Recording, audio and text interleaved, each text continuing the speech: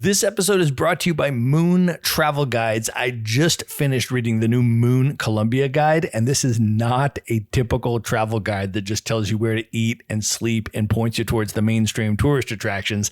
It's a guide that actually helps you understand Colombia, and it genuinely surprised me. For example, it explores Colombia's incredible hip hop and graffiti culture, including the political history behind it. It recommends a social impact graffiti tour in Bogota led by former gang members that I did not know about before I read this book, despite the fact that I lived in Bogota for a month. And there's a whole section on Medellin's Comuna 13 explaining not just what you'll see there in the way of hip hop and graffiti, but why the real political history of that community matters. I've spent 4 months in Colombia, but on my next trip, I'm bringing the Moon Colombia travel guide with me so I can have completely new experiences. And if you want your next trip to Colombia to go far beyond the typical tourist experience, then wherever books are sold, just search Moon Colombia and pick up your copy today. And now, here's a clip of what's coming up on today's episode. So growing up, also watching the media or watching the TV, I don't know, a lot of things just made some of us in Africa feel like we are inferior or our things are inferior or our ways are like old ways. But then I traveled in Central America and I realized that we are just the same. I saw the way they used to do their hand washing. So they had this ceramic basin where they wash their clothes, and which is similar to how we wash our clothes. They have latrine, they have peace toilets. It just gave me this perspective that we are all the same. Nobody is more special than the other. And the old mindset that I used to have that maybe Africa, we're living in the village and everybody's different and all of that disappeared. Hey, I'm Matt Bowles, and this is The Maverick Show. Stories from around the world about what really happens when you build a life beyond borders. My guest today is Adenike Daramola Joondeph. She is a travel content creator, tour operator, business owner, and one of the most widely traveled Nigerians in the world. Since boarding her very first airplane in 2017, she has now visited over 100 countries on her Nigerian passport. With over 100,000 followers on social media, she is one of the most prominent advocates for Nigerian travelers and aims to make travel feel possible for people who have been told it is not. Based in Lagos, Nigeria, she is the founder of the Globetrotters, a travel company serving Nigerian clients with group trips around the world, private travel planning, and visa assistance. And she is the co-founder of Authentic Traveling Tours with her husband, Chris, which brings foreign visitors to Nigeria on culturally immersive group experiences. Dara, welcome to the show. Thank you. I'm so happy to be here. I am so excited to have you here. I am such a big fan of your content. You project so much warmth and joy into all of your travel content. And so it's really delightful to be doing this interview with you today. But let's just start off by setting the scene and talking about where we are recording from. I am actually in the Blue Ridge Mountains of Asheville, North Carolina, on the east coast of the United States today. And where are you? I'm holding from Lagos State, Nigeria, precisely Ikeja, which is the center city of Lagos. Well, represent for Lagos. As you know, Nigeria has a very special place in my heart. I have big love for Lagos. I stayed there for a month and I have been talking about it ever since. That was back in 2019. And I have been telling people that they need to go to Nigeria. And so I've been so enamored with the way that you have been representing Nigeria and bringing people there and showing them the country. And I want to dive into all of that, but I feel like a good place to start would just be with your background. Can you share a little bit about where in Nigeria you grew up and what your childhood was like? Okay, so I would say I had a little bit of mixed experiences when it comes to growing up. I was born in Lagos Island precisely, born to a single mother. And then I grew up in Lagos. I moved to live with my dad when I was about 7 years. So my life became more stable from that age. And we lived together in Lagos with my other siblings. Growing up was pretty normal. Go to school, come back. The only thing that I feel was different for us was the fact that we're not really allowed to go out. My dad separated us from the outside world. He wanted to protect us, but the only thing we had while growing up was a computer. So we had this desktop computer, and we usually take turns to use the internet, and I'll go on Yahoo Messenger and then meet people from different parts of the world. And that was my own social life at that point. So it was quite interesting. So you had a bit of international social life growing up there. I love that. What was your impression of the world outside Nigeria based on that? And did traveling outside Nigeria seem realistic at that time, or was that just something that other people did? I was on the internet. I could connect with people outside Nigeria, but I never really thought I would be able to travel outside Nigeria. So it was just like having a pen friend,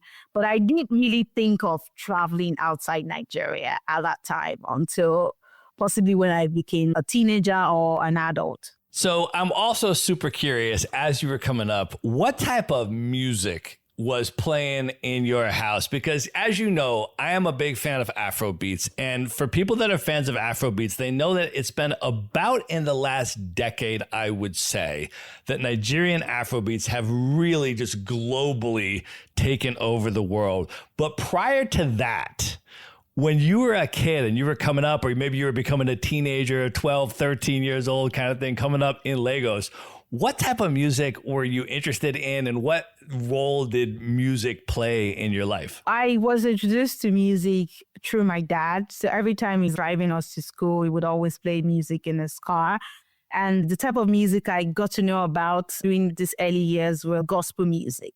So my dad was a pastor. He's still a pastor, but then he was also part of the choir. So he would always listen to Well, all those gospel artists. So I first learned about gospel music before the other type of music, but then gospel, blues, R&B. I think R&B came about when I got to secondary school, and this high school romance, love, and then you're listening to lyrics and you're like, oh, my life, I waited for someone like you, that kind of song. So hip hop is just something that, even if we don't love hip hop music in Nigeria, you cannot escape it. It is everywhere. You're walking on the street, hip hop. It is everywhere. You know the lyrics against your will. That is hip hop for all Nigerians. It's just something that has become our culture and our daily life. So speaking of hip hop, can I tell you one of the things that surprised and delighted me about Lagos? So just for background on me, I was a hip hop DJ back in the 1990s, which for me, that is the golden era of hip hop. 1990s New York City hip hop is my love language. And that for me is super special. Now, I also love Nigerian Afro beats. And that was what really drove me to come and stay in Lagos for a month. And I was expecting to hear Nigerian Afro beats everywhere. And I was hoping to hear that and all of that. And of course, that is the case. However, what I was not expecting was the amount of 1990s hip hop music that was being played all over Lagos at all of these restaurants.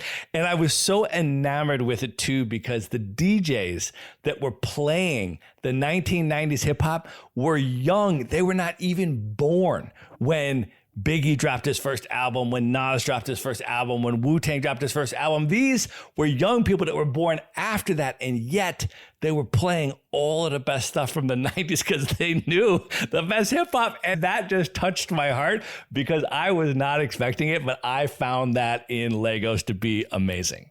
I got to know about people that would kill for Tupac. In fact, people had his face drawn on their skin. Everywhere you see the smaller local transportation, we call the tricycle, you would see different type of logo. They're like, I'm Tupac. They have the words that they would say, that their popular hip hop artists would say. So I think hip hop is still huge in Nigeria.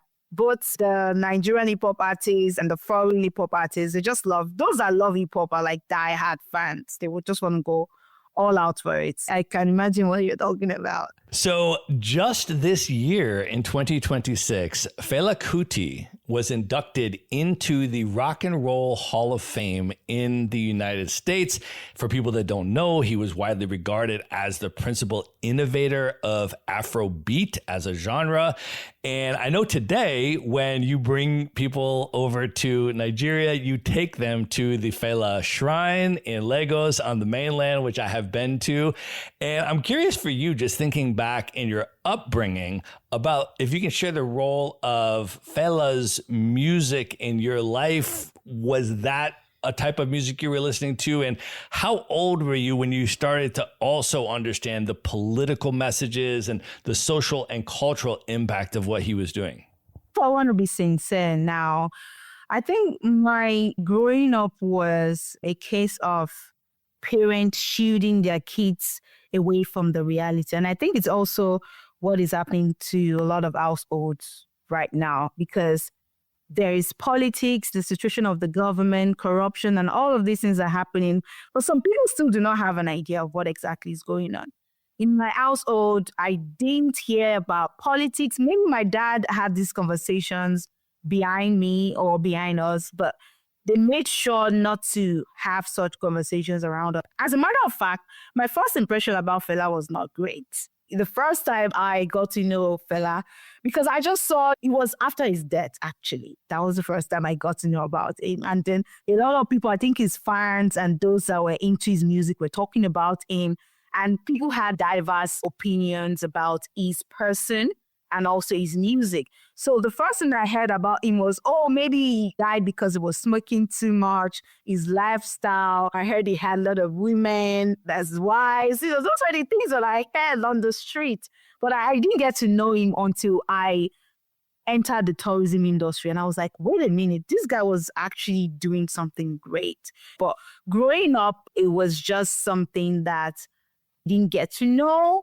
Just like I said, we only had our deck stuff, our entertainment, whatever we saw on TV were filtered. We had stations we could watch and all of that. So somehow I didn't get to find out about Fela until I became an adult. When I started doing tourism, then I learned about him on a deeper level and I realized the kind of person he is exactly. In your own words, I have heard you say that one of your goals is to help Nigerian travelers, quote, navigate a world that was largely not designed to welcome them, end quote. I'm curious, just for background context on that, when you were growing up, how much did you learn in school about the history of colonialism in Nigeria and the power dynamics that shape our world and Nigeria's place in it? I personally feel like what we were taught in school was diluted when it comes to colonialism, pre-colonial era,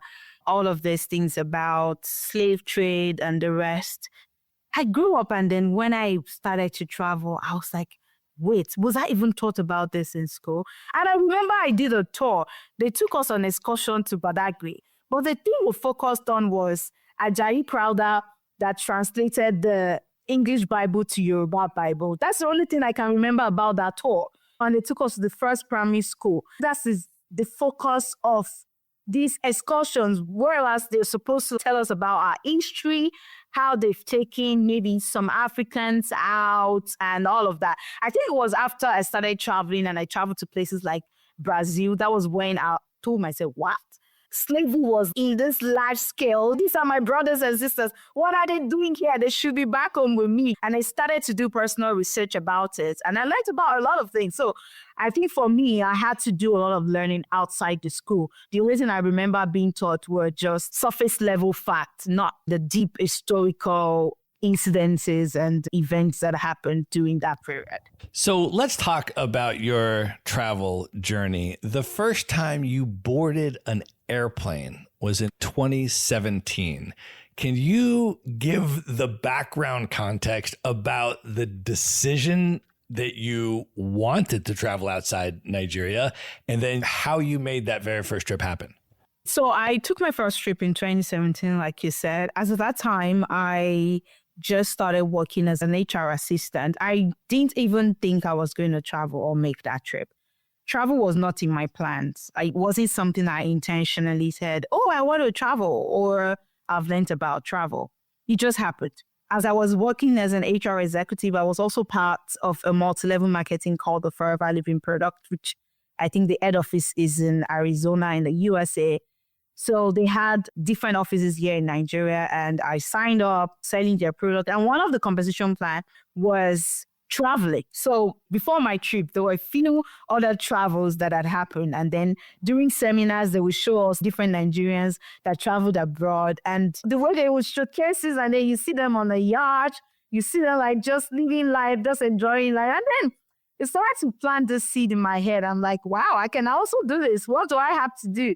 So I started to ask questions, but I didn't make the quota to qualify for that. It was supposed to be all expense paid trip. I didn't make it. But then that year I was like, I have to travel. So I saved up. I think I had to save up for about 9 to 10 months for my flights. My manager at the time in the business promised to give me a hotel. And she was like, oh, don't worry about feeding. I'm going to take care of you. Just get money for your flight and your visa, which was what I did. But at the end of the day, the trip didn't really turn out as planned. That was my first time traveling or first time planning to travel. And then my challenges started from that moment because my visa was not approved. They said I was underage and I was 24, not under 18. I was 24. They said, if you want to go to UAE, you have to be more than 25 years to travel as an unaccompanied female. So for those under 25 would need a guarantor, and your guarantor must bear the same surname as you. I didn't find out about that until the last minute. So I missed that particular trip and event. But somehow with my stubbornness, I was just like, no, I'm not going to let this happen. So I kept pushing. I got somebody to stand as my guarantor, and the trip eventually happened. Although I couldn't meet up with the event, but I was still able to travel to Dubai. I stayed with someone who used to be my ex-colleague, and then I experienced the trip and I came back, and it was life-changing. How did it feel to take your first airplane ride and to touch down in Dubai? What do you remember? I had booked the flight, and I couldn't get my visa. By the time I got my visa, I had to reschedule my flight, and there was no date. So I kept going to the airport, no date. It was during Easter, so almost all the seats were booked out. And because I worked close to the airport, somebody advised me, just bring your bag to the office, keep it here. This is how it works. Sometimes just one seat can open up, and you have to be ready to travel anytime. So the day I traveled, I wasn't ready to travel, but because there was a seat, I had to travel. And I do plan. I don't even check my ticket. I do realize that I had 24 hours layover in Nairobi. And I was wearing my work clothes, and I almost froze to death at the airport. Oh my God. I was like, what? It was such a bittersweet experience. But these are some of the things that also make it more memorable. A lot of beautiful memories. I think one of the things that was outstanding for me was taking evening walks in Dubai. I know Nigeria. We also have skyscrapers in Nigeria, but it's nothing like what I saw in Dubai. I still have the videos, and I'm sure if you check my Facebook, if you go down, you see those videos. And the only thing I said, I will make a video of like 5 minutes. I just kept saying, wow, nonstop. I was just blown. I was like, okay, I think this is interesting. I had to see, wow, you mean there is something like this outside my country? I need to travel more. It was really life-changing experience for me. There's a lot of Nigerians in Dubai. Did you get a chance to link up with some folks from the diaspora? What was that like? I literally lived with them. One of my colleagues, there was someone that worked at my company, and she resigned and relocated to Dubai. So she just told me, oh, you can stay with me.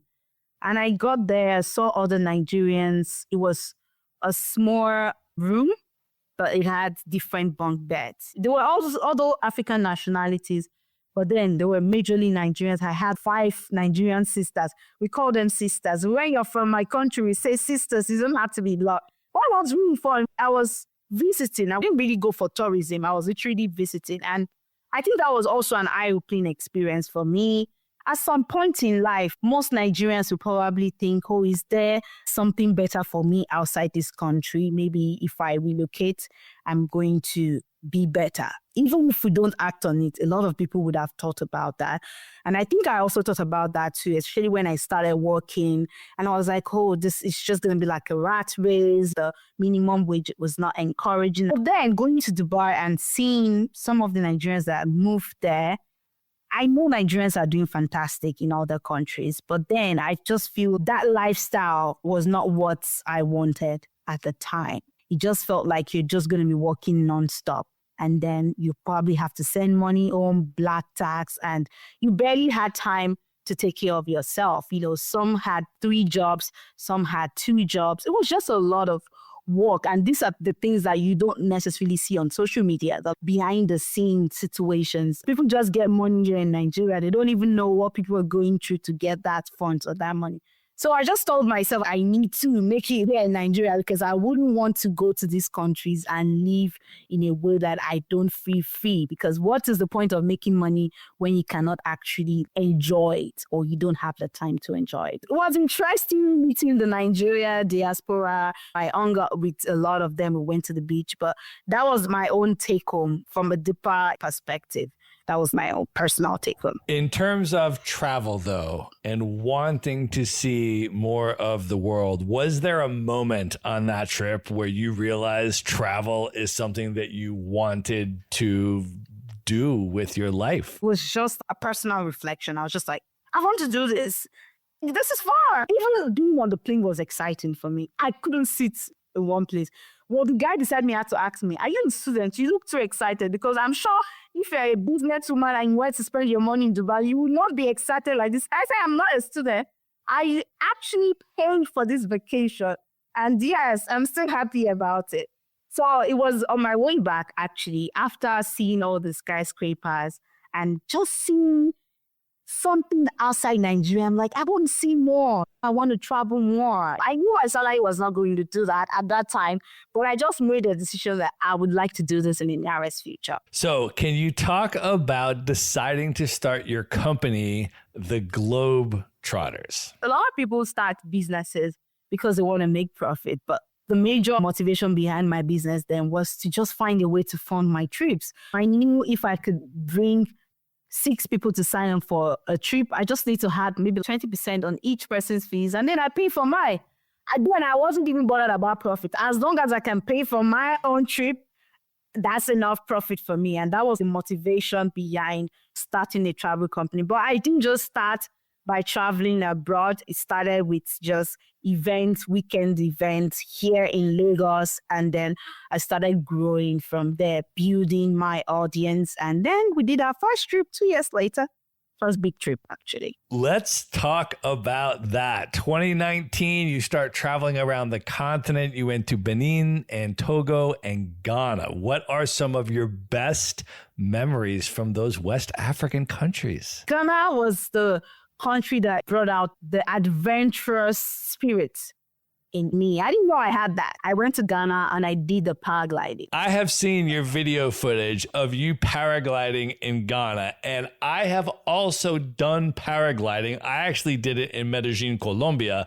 But for people that are not familiar with what paragliding is, can you describe your experience and what it was like? I went into it without any research. There's something about me when I think about a risky, adventurous, or whatever. The first thing I check is, did anybody die from this? But don't check that when you want to do paragliding, because there are actually incidences that have happened in the past. But anyways, I got to Ghana. The first day I was supposed to do it, thank God the weather was not great that day, because I would have chickened out because I just became scared. I saw people jumping. I was like, what? The fact that I had to wait until the second day due to the weather situation, I felt more relaxed, and then I do it. The first few minutes, I was not looking at the ground, but I settled into it. Paragliding is similar to skydiving, but skydiving, you're jumping from the plane down. And paragliding is almost the same thing, but then you have to like run. They'll say, keep running, and then before you know it, you're floating. But yeah, it was fun. It was thrilling. whatever is going to happen is going to happen at this point. But I survived, and I've survived more experiences after that. So after your West Africa travels, you went to the Seychelles. I have not yet been to the Seychelles. What was that trip like? I think that trip actually made me realize that I can do whatever I set my mind to do. That trip was what I would say I used to challenge myself. A very young girl going into the travel industry. The people who are in this industry are people who are very experienced. I didn't have any background, no travel background. I didn't study travel. I didn't do tourism in school. It was just something I learned on the job.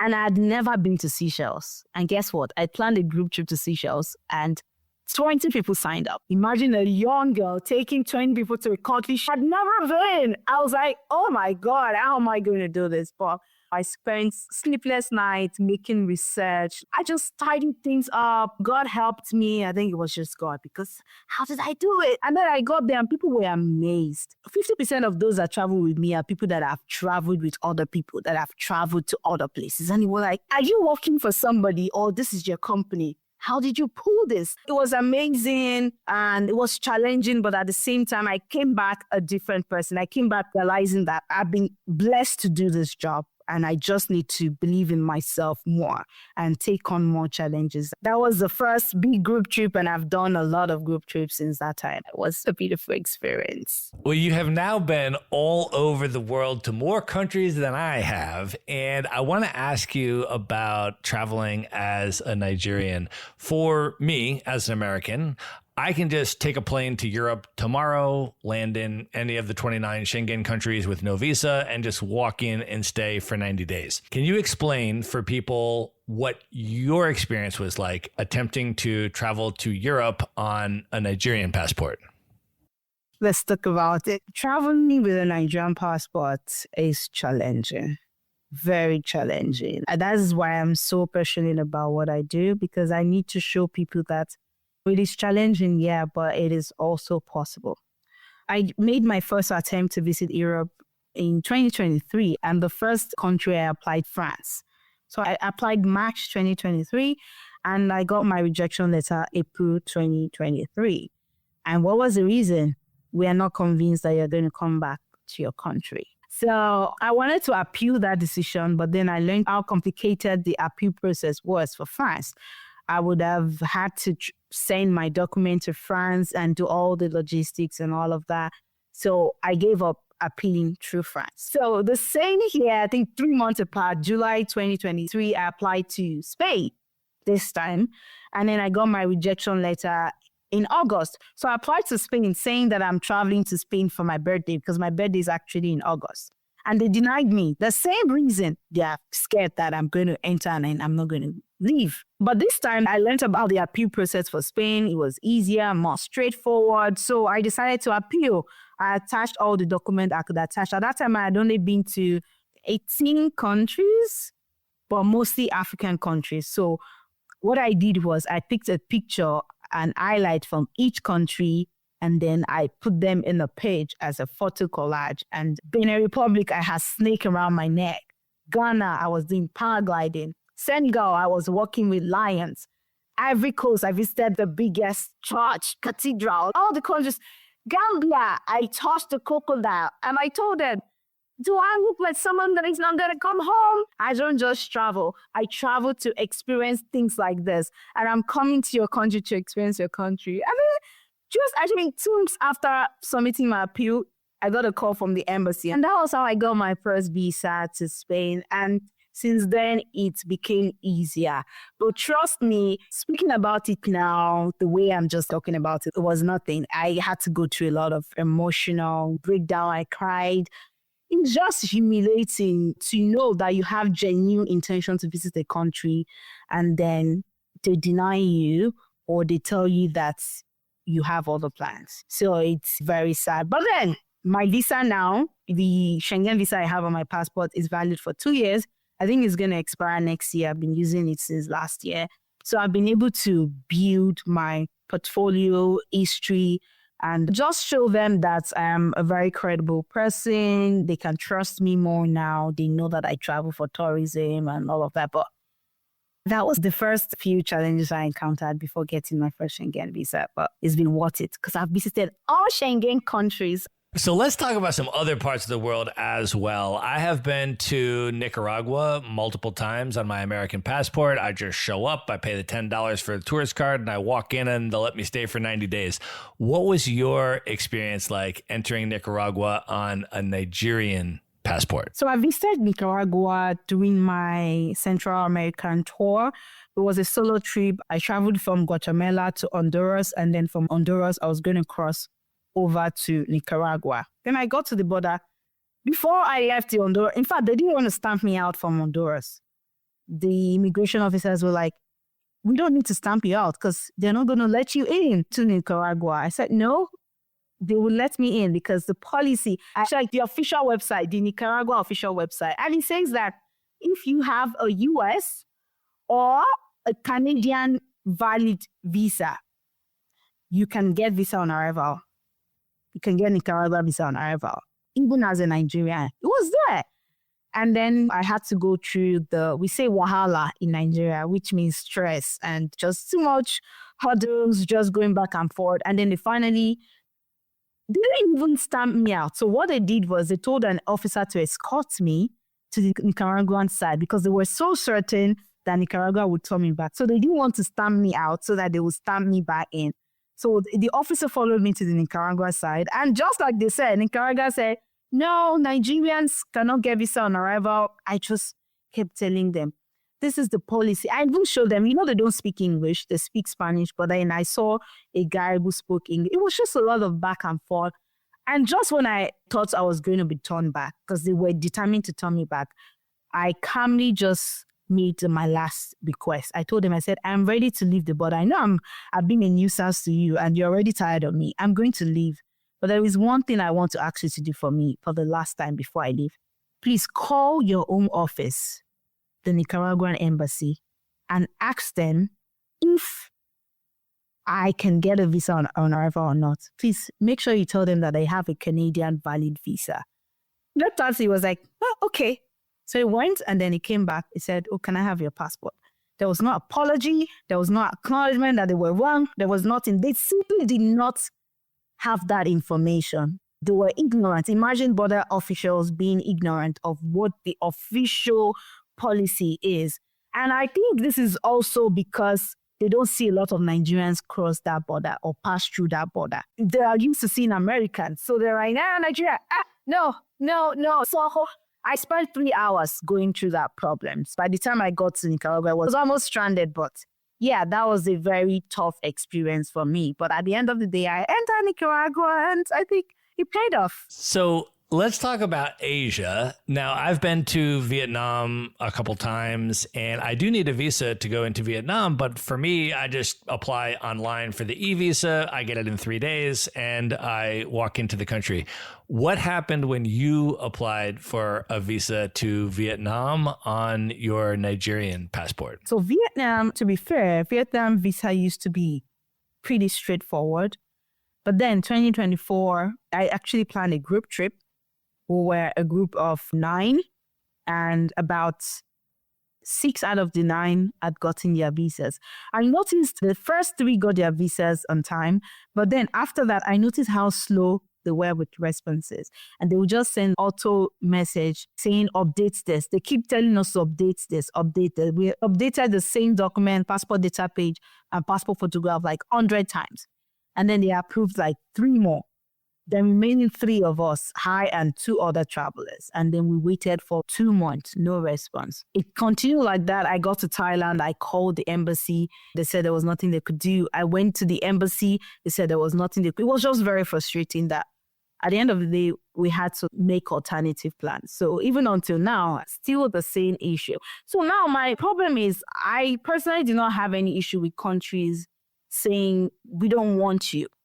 But my major problem is, can you say it to my face? Why do you want to ban me silently? Why do you want to give me a radio silence? Why would you collect my money and act like I don't matter. Why would you collect my money and just keep quiet? I feel that is very wrong. And that is also one of the things I advocate for in Nigeria, not just to call out these embassies, but also to call out our representatives in Nigeria, because I think this is an unfair treatment.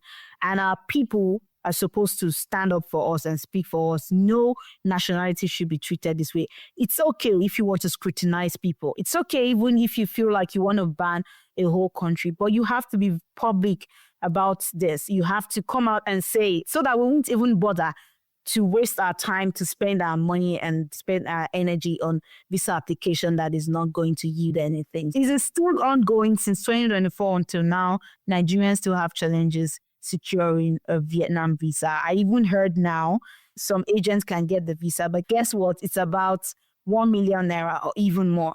So that's what they do. Once they feel like, oh, a lot of people are desperate to visit the country, they start to extort us and charge us ridiculous amounts of money for a visa. Imagine paying $1,000 for just one visa to visit for how long? For 1 week, for 2 weeks. It is just very frustrating and ridiculous. But yeah, that's the Vietnam situation right now for Nigerians. And even traveling around the continent of Africa, what have been some of the challenges you've experienced with a Nigerian passport? Oh, that's another topic on its own. You would think as an African, travel should be easier within the African continent. I should be able to travel to other African countries. They say, if Europe is difficult, America is difficult, Africa should not be difficult for an African.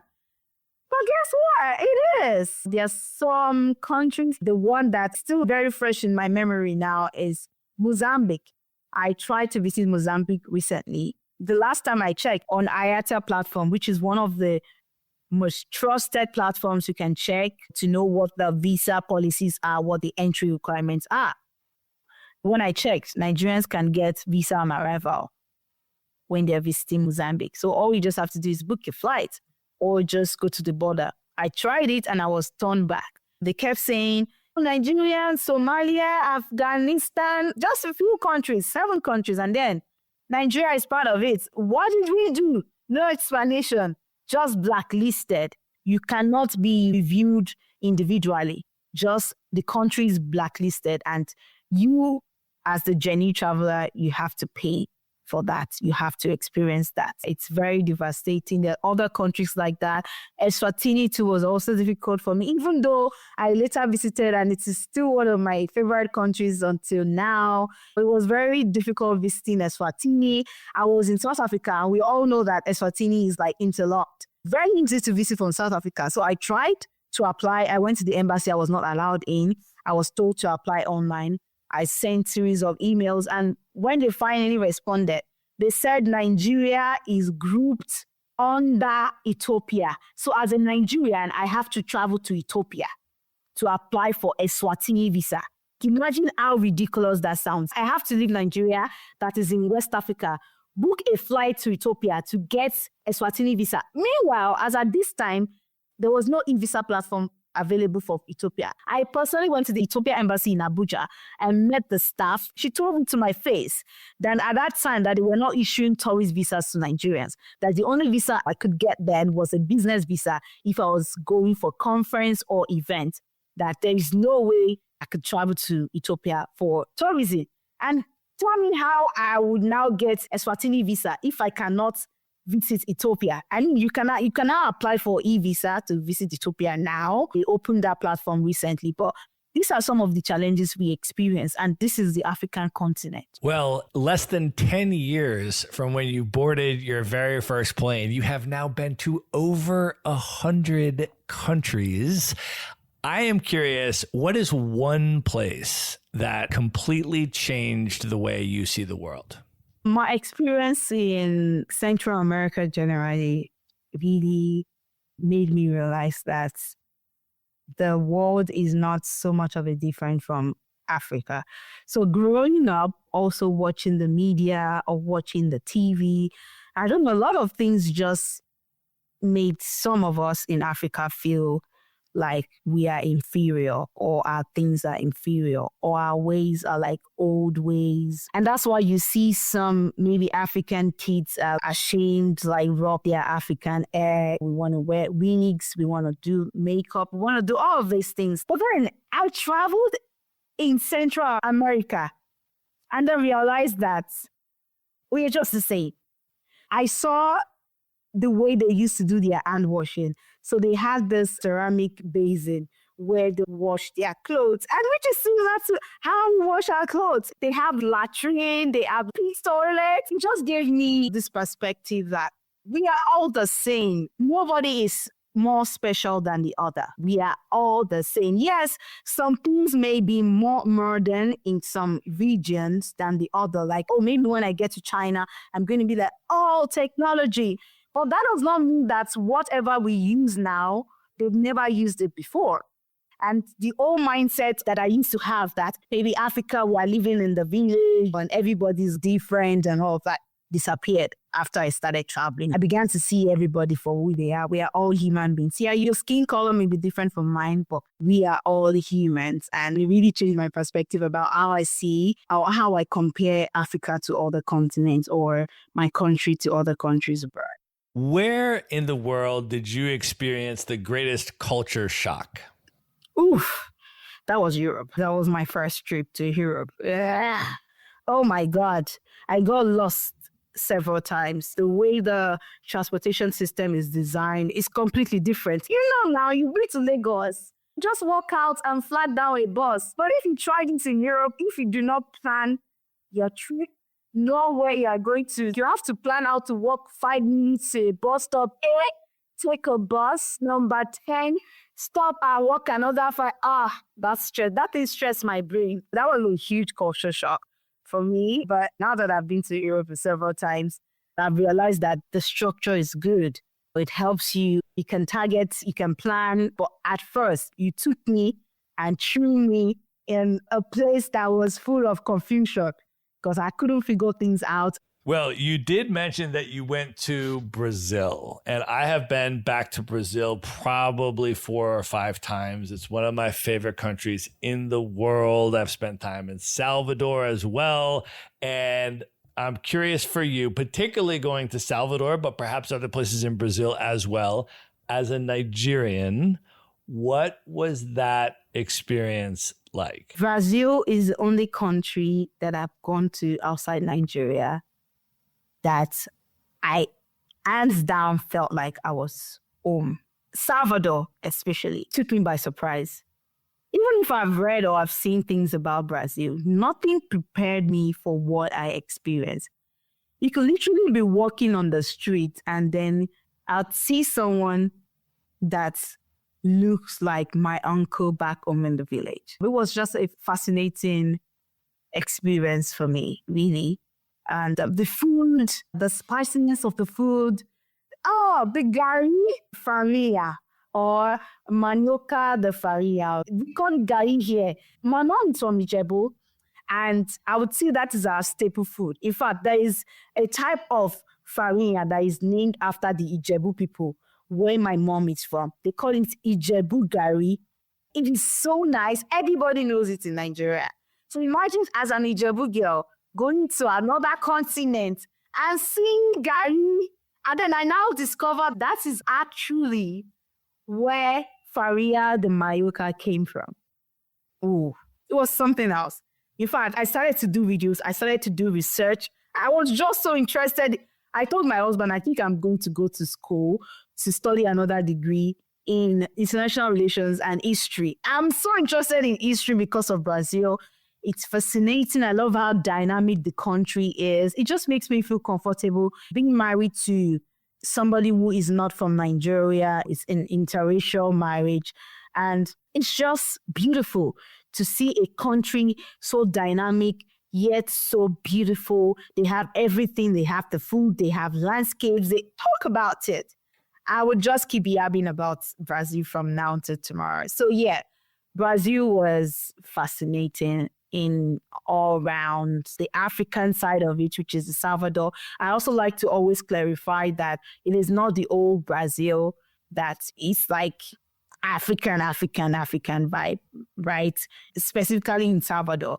And Brazil is also very dynamic that you get to Alegre. Alegre is going to give you a European vibe. You go to Salvador, you would think you've been thrown into the African continent. You go to Sao Paulo, you feel like you are in one Asian country, and then you are in Rio and you think you're in the Caribbean. So it's just the mix. It's just a beautiful, beautiful country. I love Brazil. I love it so much. I agree with all of that. So beautifully put. Yeah. Well, you have also, at this point, traveled very extensively around the continent of Africa. And I'm curious what that experience has been like for you as a Nigerian. And now that you've been to so many countries on the continent, what are maybe 3 of your very favorite countries other than Nigeria? The number 1 is going to be Benin Republic. And it's an underdog, but it is a very beautiful country. And it is just 2 hours, 30 minutes from my house. How amazing that you can cross the border, go to a country that is calmer, more relaxed, peaceful, and just a lot of things are in place. If you want to escape the chaos of Lagos, the beautiful chaos, by the way, I love it. Some days you just want to escape it. You go to Benin Republic. I've been to Benin Republic more than 30 times, if I'm not exaggerating. I've done a lot of group trips there. It was one of my first countries after Dubai. I did Dubai in 2017. The first country I did after I started my travel company was Benin. So Benin has been my guide. I love Benin so much. And it's because it is accessible, it is calm, it is peaceful. Even though they speak French, you can still get around because people are nice, they want to help you. And yeah, the second one would be Eswatini. Eswatini took me by surprise. It's so small, yet it has so much to offer. So much. We were there for 8 days and we couldn't even do everything. We were moving from one region to another region. We went to different part of the country. It was just simply amazing. So I love the fact that it took me by surprise. I love the fact that they've preserved a lot of things in their culture. The food was great. Was amazing. It was just beautiful. And the fact that it is inside South Africa or interlocked, and then as a Nigerian, a lot of people would already know the relationship between us and South Africa. I love South Africans, but this old xenophobia and everything that is happening right now. So Eswatini is that kind of brother that would say, I love you. I don't care what my other brother is saying. I loved you, all of you. They welcomed me with open arms, and it was just an amazing experience. So definitely on top of my list. And then I think the third would be Cape Verde, definitely. Cape Verde is an island in West Africa, and it's a beautiful country. Have you been? I have been very briefly, and it's an inexcusably brief visit because it was literally a single day excursion from a cruise ship, but I got enough of a taste that it has been super high on my list, and I want to go back and spend a very extended time. But give it a shout out. A lot of people are just putting it on their radar now because of how well they did in the World Cup. So shout out to them for that. But share a little bit about why it was so special. Yes, you should visit Cape Verde. Cape Verde is amazing. I visited before visiting Brazil, by the way. But thinking about it now, it gave me the little Brazilian vibe, the Rio vibe, but slower, very laid back, very peaceful. Cape Verde was the first country that made me just think to myself that I would like to live here. If I ever want to live in an island country, I would definitely want to come to Cape Verde. The people are nice. You just see people taking walks on a Monday morning, the dogs everywhere, the trees, the weather. It was just amazing. It was amazing. Everything about Cape Verde was really beautiful. I didn't do so much. We did more of island hopping, but the ambience, the vibe, it was just very peaceful. And then it was also mix and dynamics. As an African, I was looking at the heritage show and I was like, are they really Africans? These guys look different, but then they are Africans. That was what made me to read about their history, and it was quite interesting to also find out that two Cape Verdeans can be Cape Verdeans, but then they can look completely different from each other. It was just a beautiful country. Well, you have also traveled through the Middle East, and I wanted to ask, what was your experience like in Lebanon? Lebanon was a beautiful country. I would say Lebanon is in the Middle East, but sometimes it gives you a vibe that makes you forget that you're actually in the Middle East. You cannot compare Lebanon to Saudi Arabia, for example. Those are two different experiences. Totally. Yes, Lebanon is my guy any day, anytime. The only thing stopping me from visiting Lebanon now is what is going on in the Middle East. And I feel so bad for them because it's a country that has been struggling for the longest of time. But Lebanon is beautiful. You go there during the summer, you love it. And when you go there during the winter, you're like, is this still the same Lebanon I visited like few months ago during summer? I've been there like 3 to 4 times, and it's just an amazing country. It's a country that I always recommend, especially for Nigerians. Very easy to go.